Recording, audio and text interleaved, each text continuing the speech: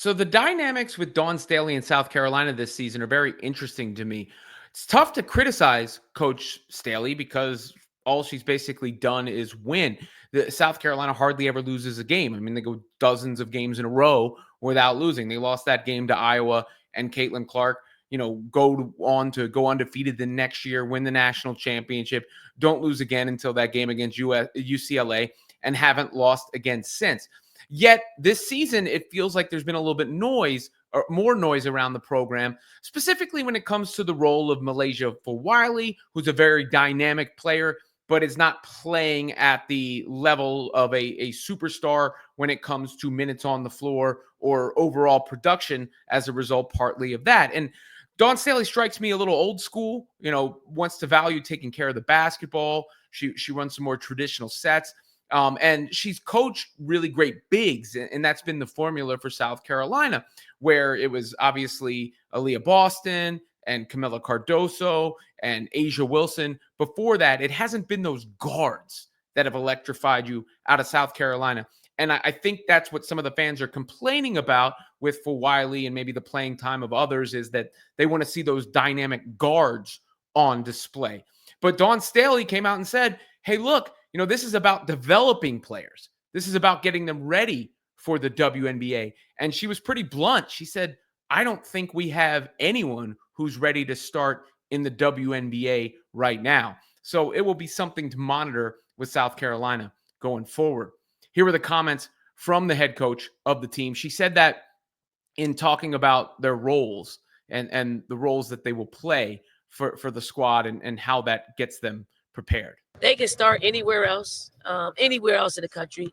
Tessa, Lay, Ashlyn, Joyce, all of them could be, even Maddie, when Maddie gets, up to par, they could be starters in other places, but they know that it's not totally about starting. It's about the big picture, which is preparing them to be a pro. Because I don't think we have anybody on our team that can go into the WNBA and start. Not anybody. So, to be able to play a role like that will be a natural role for you in the league in the very beginning. It's not a bad thing. So I understand that. I totally get that point of view, right? Like I get that point of view. And she's saying you learn how to do that here when there is all this other talent. You're going to be ready to do that when it comes to the WNBA. And that's what's going to earn you your spot on a roster, because you might not be the star player. I think what's happening a little bit behind the scenes, or maybe with fans, is some impatience because they believe she may have a star. And because she is a little bit more in the mold of making sure everything is buttoned down, that star perhaps isn't showing out. And that would be for Wiley. And look, I'm not saying what is right or wrong here, because I haven't seen enough on the biggest stage, but you obviously see some of the play from Malaysia for Wiley and why she is asked for more of from fans, because she's just exciting to watch. The way, look, she's got that dynamic handles there, gets to the pull up, just some boogie to the game. Then that little hezzy to get to the rack. Here you see her coming off the action. Again, that's a strong move, strong finish with the little teardrop. Strong drive to the right all the way to the cup.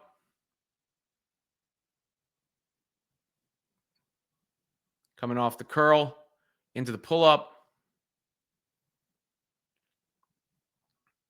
Steele going the other way. You just see the speed on display. And then popping from deep, following the shot and getting the bucket. So that was for Wiley in that game. She had a pretty good performance in limited minutes. I mean, she scored a bunch of points, but she didn't actually play that many minutes in that game. 17 points in 20 minutes played. So I think there are fans who want to see more of her and think, okay, this is the kind of player who can be one of the best players in the country, who can be mentioned alongside the likes of Paige Beckers and Juju Watkins and Hannah Hidalgo and Flau'jae Johnson and, the rest of the top players in the country, right? Yeah, the ones who are getting the headlines. I should mention Tanaya Latson as well, still putting up buckets. So just a lot of great players across the country. And some believe that Wiley has that talent. It's hard to know without seeing it consistently, but it feels like Dawn Staley likes the vets. It feels like Dawn Staley likes the safe options, the ones that she knows she can count on, rather than the ones that you might have to hold your breath here and there, depending on what they're going to do. And it's also an issue of depth because South Carolina is such an exceptionally deep team that there are only so many minutes to go around. So, on one night, is it going to be Chloe Kitts or is it going to be Ashton Watkins? Who's going to get the bulk of those minutes? And that's not talking about the guard play, but that dynamic is going to be interesting to follow the rest of the season, depending on how South Carolina does, because we haven't really seen those type of players excel under Staley. And this roster is going to need more of that, I think, than the previous rosters, because they don't have that player that they're just playing through and dumping it down. And it's the reliable formula, I guess you would say. At the same time, again, it's tough to criticize Coach Dawn Staley because the formula that she's done has worked. I mean, like, how are you going to argue with the results? And it's a common thing. I just talked about Gino Auriemma and Paige Beckers. You're seeing that too. Like, all right, how much are we going to really go at Gino Auriemma? I mean, does the track record not speak for itself? I guess you could say it's been a little bit longer for him and the game has passed him by, or whatever people want to say. And with Dawn Staley, they won last year. So it feels kind of nuts, right? But at the same time, if you're turning on a South Carolina game, who's the player you want to see play? And I guess that is really the root of it, is the players or the player that is the most fun to watch may not be out on the floor as much.